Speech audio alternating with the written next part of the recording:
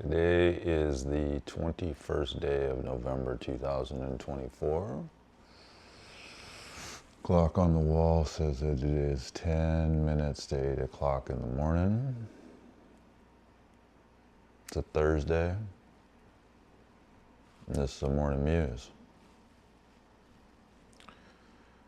It's been a bit windy past few days. It's calm now. But the leaves are pretty much blown out of the deciduous trees, we say. The shrubs, the rhododendron there, for example, I actually don't know if that qualifies as evergreen. It looks pretty hardy, though. Undaunted. Basically unaffected. Or that's not right. Can't be unaffected. The force was enormous. The wind force, so definitely affected. Unfazed. How's that? That rhododendron looks unfazed. Contrast that with some of the maples out here and oaks. Some of these other ones that I don't know the names of.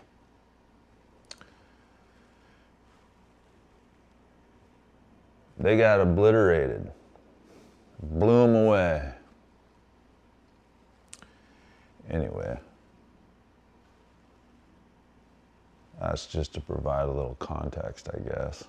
Power came back on, electricity to the house, the official grid. Got to play around a little bit with the BioLite stove. When the grid went down, it's pretty funny.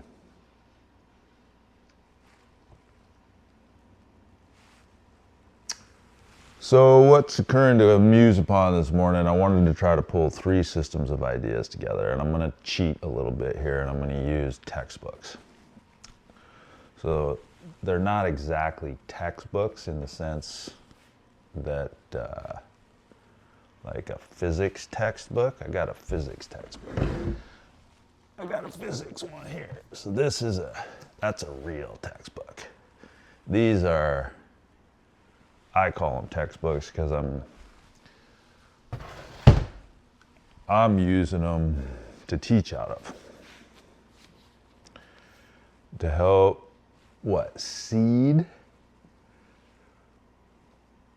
particular person's cognitive processes with entire systems of ideas, such that when we meet in person, we don't have to start from zero, so to speak. So the three systems of ideas are reasonably well presented by these 3 texts. Finite and infinite games. Whole brain living. And never split the difference. Chris Voss, James P. Carse, and Jill Bolte Taylor. Thank you very much. I appreciate the work you have done tremendously. So, finite and infinite games. There are at least 2 kinds of games. One could be called finite, the other infinite. A finite game is played for the purpose of winning. An infinite game for the purpose of continuing the play.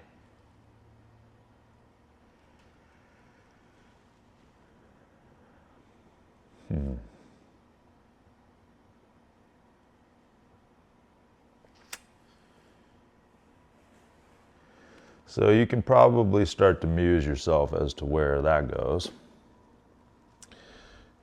I believe the reason that it's important in relation with these other two texts is because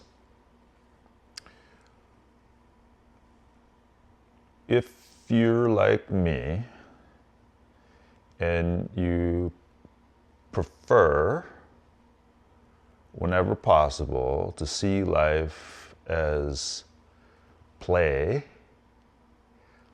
like Mr. Karst,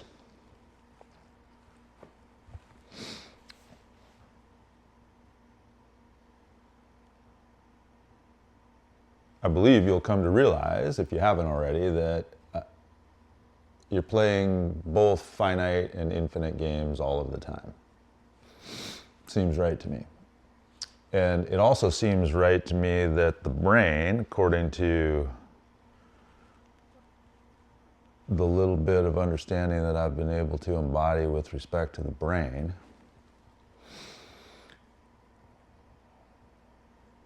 there's different, literally, parts of the brain that are,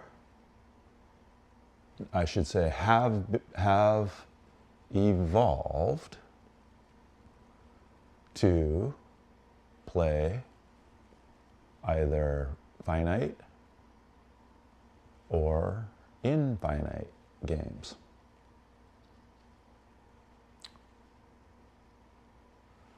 As in, one part of the piece of meat between my ears over here is trying to put some things down. A finite game is to be won by someone. It must come to a definite end. Game over.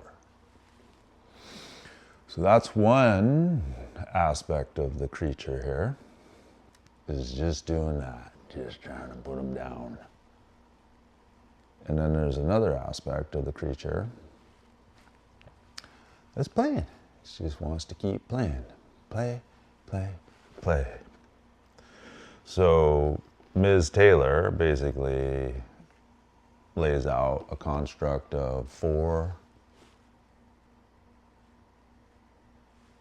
distinct and common subjective senses that every single human body, probably, I can't speak for anybody else, but I'm gonna bet. If I had to bet, I would bet that every single human body, if it was paying attention carefully to the subjective senses that it is consciously aware of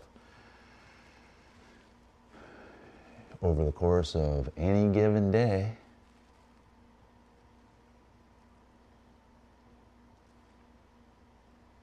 would notice that there's 4 distinct subjective senses. And her construct that she offers for play is to characterize them, name them. Hey, notice that there's at least 4 characters rattling around inside your meat bubble over there. And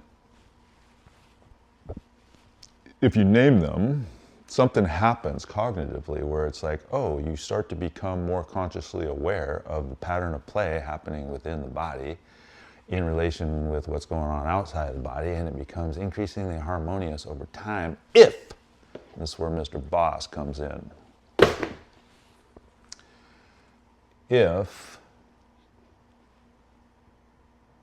you can do what she refers to as if you can effectively practice what she refers to as a brain huddle, as in get those 4 characters to converse with one another and negotiate with one another with a conscious understanding that you're all in the same meat bubble. You're all in the same embodied creature. All 4 of y'all. So get along. Well, how do you get along? Well, one way you get along, if you're doing it in dialogue, trialogue, quadralogue. I don't know how you're supposed to say that. I'm almost out of time here. So I just think that it's through negotiation. Well, okay, so how do I develop skills of negotiation? Well, obviously, take a careful look at whoever is negotiating the best. And this fella, Mr. Boss, as far as I can tell, as far as I'm aware, he's provided the best example, the best contemporary example, as far as I'm concerned. So there's could very well be others better, probably are. So what I got to offer this morning. So